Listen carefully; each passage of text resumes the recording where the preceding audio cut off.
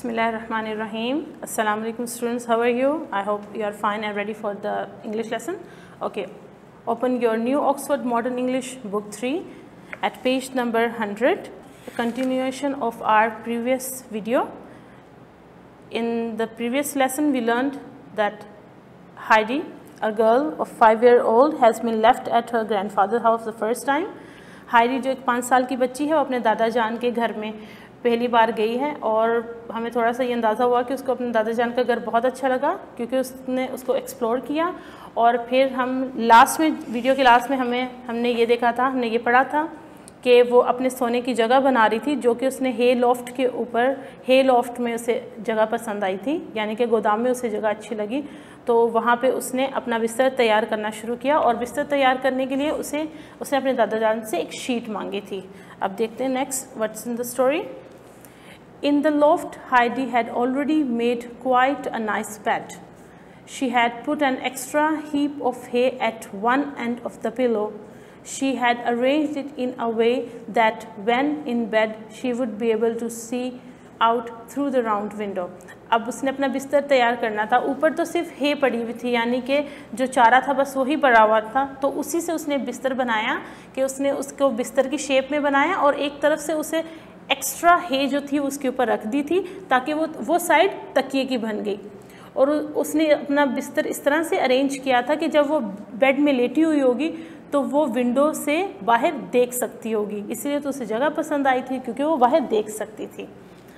Okay, well done said grandfather, now we must put on the sheet, but wait a moment first. Saying this he went and fetched more hay to make the bed thicker. Heidi would be very comfortable and would not be able to feel the hard floor underneath her bed. Well done, grandfather ने जब देखा तो वो पहले ही सोच चुके थे कि हाइडी जो थी वो समझदार बच्ची है, होशियार बच्ची है, तो उन्होंने कहा ये तो बहुत अच्छा बना लिया आपने और हमें इसके ऊपर अब चादर बिछा देनी चाहिए। लेकिन उससे पहले दादा जान ने कहा रुको। उन्होंने क्या किया, उन्होंने एक और थोड़ी सी हे लेके उसके ऊपर बेड को और थोड़ा मोटा बना दिया ताकि जब हाइडी उसके ऊपर लेटे तो उसको अपने जो सख्त फर्श था वो उसको महसूस ना, अंडरनीथ मतलब नीचे, बेड के नीचे जो उसको फर्श था वो सख्त महसूस ना हो। ठीक है। Heidi had got hold of the sheet, but it was almost too heavy for her to carry. It was a good thing that the sheet was thick and heavy, because the sharp stalks of the hay would not poke through it and hurt her. Grandfather and Heidi worked together to spread the sheet over the bed, tucking it in under the hay. It looked like a very tidy and comfortable bed. Heidi looked thoughtfully. It needs a cover, grandfather, she said. Heidi ने अपने दादा जान के साथ जो है वो उसको बिस्तर बिछाने की शुरुआत की। तो जब उसने शीट को उठाया तो उसने देखा कि शीट जो थी वो काफ़ी भारी थी और वो क्योंकि 5 साल की बच्ची थी तो उसके लिए थोड़ा उसको उठाना मुश्किल था, लेकिन वो खुश थी कि शीट जो थी, चादर जो थी वो मोटी है क्योंकि जब वो हे के ऊपर बिछाएगी तो नीचे से उसके जो तिनके हैं वो उसको चुभेंगे नहीं, क्योंकि जो चारा कटा हुआ होता है वो उसके तिनके भी होते हैं, तो वो आप अगर उसके ऊपर कोई पतला कपड़ा बिछाएंगे ना तो वो अंदर से चुभता है। तो वो खुश थी कि जब वो बेड के ऊपर अब बिछा देगी तो उसको नीचे से तिनके नहीं चुभेंगे। और उन्होंने अच्छे से उस बेड को, चादर को एक बेड की शेप में हे के नीचे टक इन कर दिया। टक इन करना मतलब नीचे दे देना, किसी चीज़ के अंदर दे देना। तो उन्होंने हे के नीचे उसको अच्छे से नीटली कर दिया और जब वो करके फारिग हुए, कंफर्टेबल मतलब टाइडी यानी कि नीट, साफ़ सुथरा, कंफर्टेबल, आरामदेह बेड, जब वो अपना काम चादर बिछा चुके तो उन्होंने देखा कि ये एक बहुत ही साफ़ सुथरा और बहुत ही आरामदेह बेड लग रहा है। हाइडी लुक थॉटफुली, फिर कुछ देर सोचने के बाद उसने कहा it needs a cover grandfather, इसको एक कवर की ज़रूरत है। Yes, he agreed. After more searching he found a small cover for Heidi. She was very please with her bed and wanted to go to sleep. अब उसने कहा कि मुझे एक चादर ऊपर लेने के लिए भी चाहिए तो दादा जान ने कहा हाँ बिल्कुल, और वो कुछ देर उन्होंने फिर ढूंढने की कोशिश की तो उन्हें छोटा सा कवर मिला और हाइडी उसको लेके बहुत खुश थी और वो उसे लेके सोने के लिए तैयार हो चुकी थी। I think we might eat something first, said grandfather. What do you think? अब दादा जान ने सोचा कि बच्ची ने इतना काम कर लिया तो भूख तो लग गई होगी, तो उन्होंने कहा मुझे लगता है कि हमें कुछ पहले खाना चाहिए। आप क्या कहते हो? In the excitement of bed making, Heidi had forgotten everything else, but now Heidi realized that she was very hungry. She had not had anything to eat since the small breakfast she had eaten before the long hot journey. So she answered quickly, "Yes, I think so too." Heidi क्योंकि अपना बिस्तर बनाने में इतनी मसरूफ़ हो चुकी थी कि वो बाकी सब कुछ भूल चुकी थी।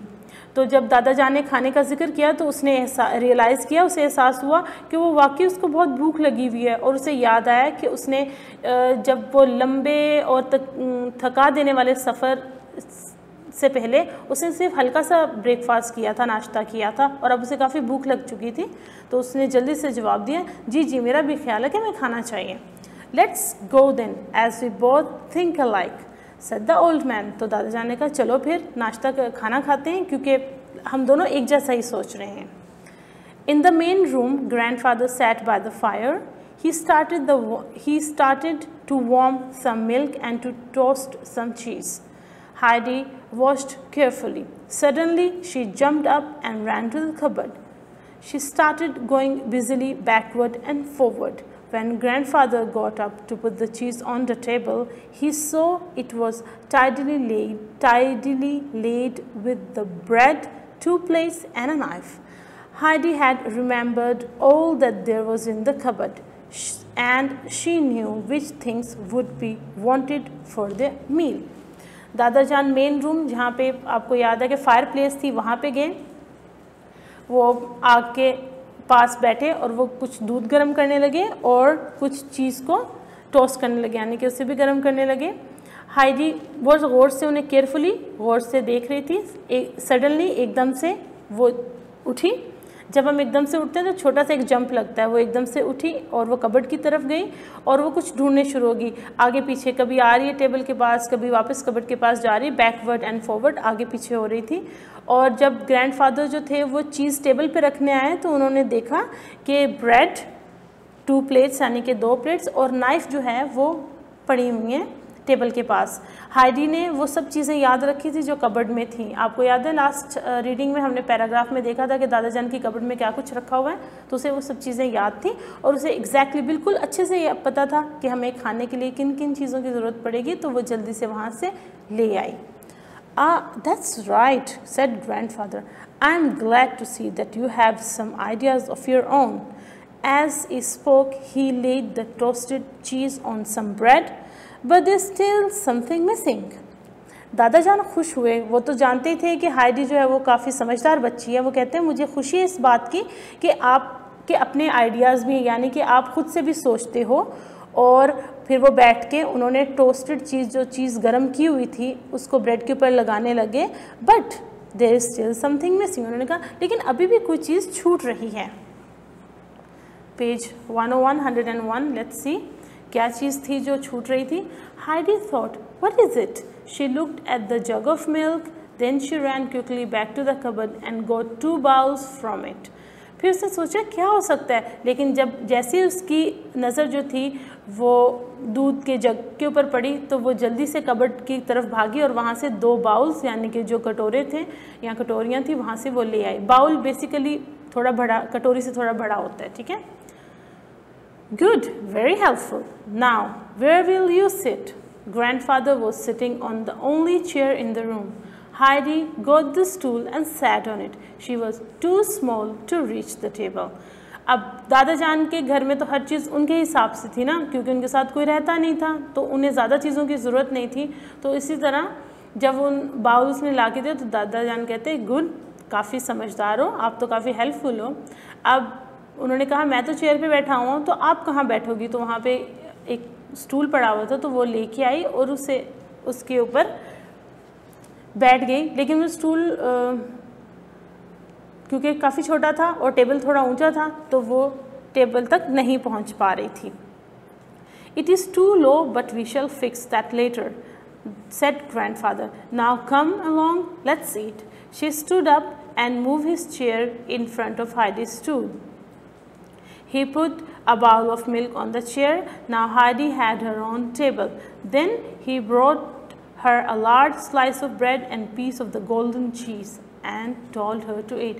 अब क्योंकि उसका जो स्टूल था वो काफ़ी छोटा था और वो टेबल पर नहीं पहुंच पा रही थी, तो दादा जान ने कहा कि ये छोटा है, हम इसको बाद में फ़िक्स करेंगे, अभी आप आके खा लो। दादा जान ने क्या किया, वो अपनी चेयर से खड़े हो गए और उन्होंने अपनी चेयर के ऊपर खाने के तमाम सामान रख दिए और वो हाइडी के सामने कर दिया। इस तरह से जो दादा जान की चेयर थी वो हाइडी का टेबल बन गया। आप ये पिक्चर में देख भी सकते हैं कि दादा जान ने उसकी हेल्प कैसे की। ठीक है। Heidi lifted the bowl with both hands and drank without pause till it was empty. She was suddenly very thirsty from a long hot journey. Was the milk nice? Asked grandfather. It is the best I have ever had, answered Heidi.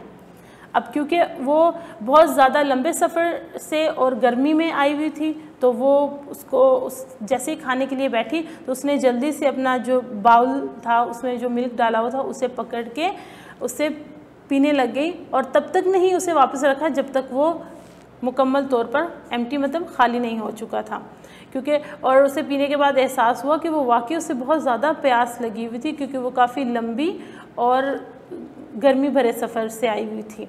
तो दादा जान क्योंकि उन्हें देख रहे थे, वो कहते वॉज द मिल्क नाइस, उन्होंने पूछा क्या दूध अच्छा था, तो आगे से हाइडी ने आंसर किया यस, ये बहुत अच्छा था, it was the best I ever had, इससे बेहतर दूध मैंने कभी नहीं पिया।